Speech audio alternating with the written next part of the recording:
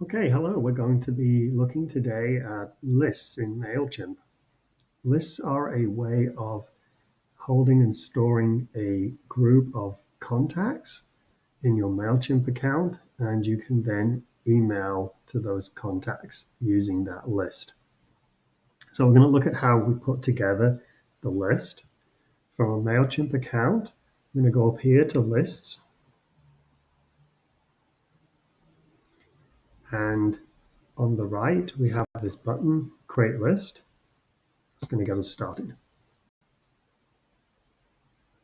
Mailchimp's going to ask us about using tags instead of a new list. So in Mailchimp, it's a good practice to always use a single list of contacts and to avoid creating multiple lists. There are a number of issues with creating multiple lists. Firstly, if you have duplication across the list, so if you have the same contacts in multiple lists, that will contribute to the number of contacts that you can have in your account. So even though they're duplicates, they're all counted as individual contacts towards your monthly bill.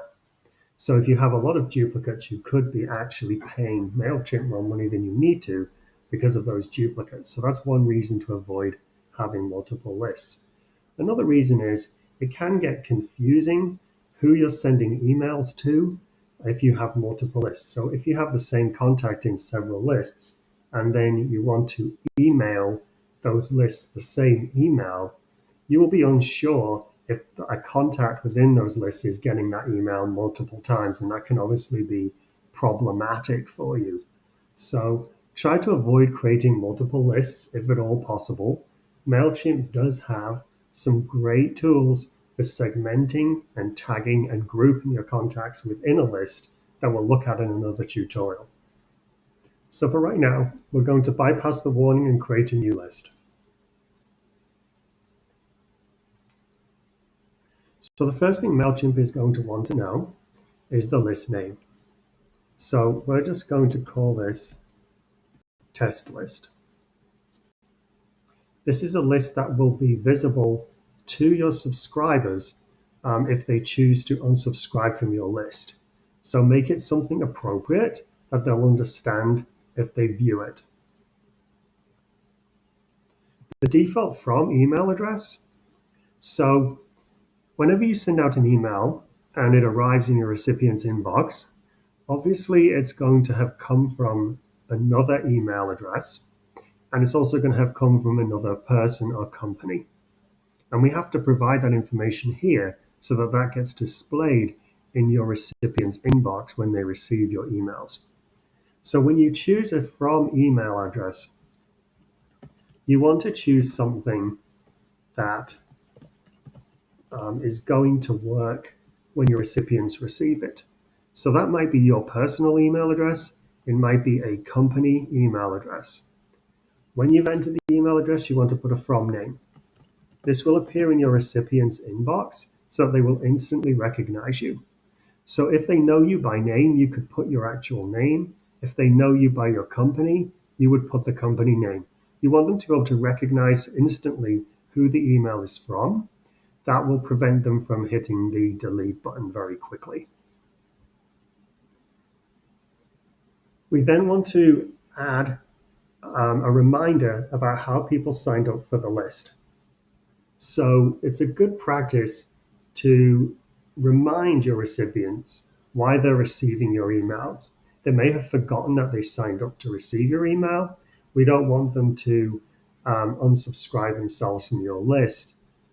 So providing them with a reason as to why you're emailing them is a good practice. So we're just going to take this box here, and I'm going to tell the recipient that they are receiving this email because you signed up to receive promotions on our website. Okay. There could be another reason as to why they are receiving emails from you and why they opted in to receive emails from you. You could enter that there. You're then going to be asked to confirm the information in the blue box, which is your name of your company and your address.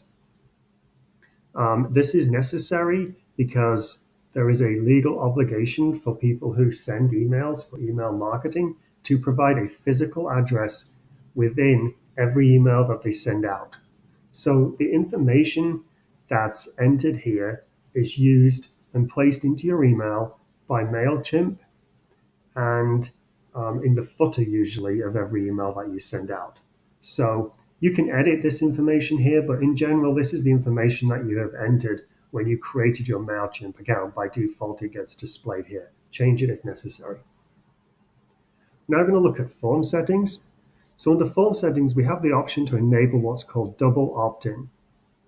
So there are times where you may want your subscribers to um, to acknowledge that they want to receive emails from you by you sending them an email and them confirming that they still want to receive emails from you. You get this a lot with services online that you pay for. You generally sign up for an account. You might get an email from them asking you to verify your address and to confirm that you are who you say you are. That's a double opt-in. So you can enable double opt-ins here. So that means when somebody um, selects to receive emails from you and they're placed into this list, MailChimp will send them a double opt-in email. It'll just say, hey, we noticed you wanted to join our email list. Please click the link below to confirm that you still wish to do this. There's no obligation to use double opt-in. It can be useful in certain situations. Then we've got GDPR fields. This is to do with the laws that came into effect regarding the sharing of information. You can check that box if GDPR applies to you. Then we've got notifications. You can set Mailchimp to send you certain summaries or notifications. It's entered an email address here that is the default for your account. You can edit that if you like. You can elect to receive a daily summary, which is a summary of subscribe or unsubscribe activity. You can elect to receive subscription notifications as soon as they happen by selecting one by one, or one by one unsubscription notifications as they happen. If you want to receive any of those types of information, you would check these boxes. I'm going to save the list. Okay, excellent. You have a brand new list. So that's the steps that we have to go through to create a list in Mailchimp. It's very straightforward. And in the next tutorial, we're going to be talking about how to add our contacts into our new list.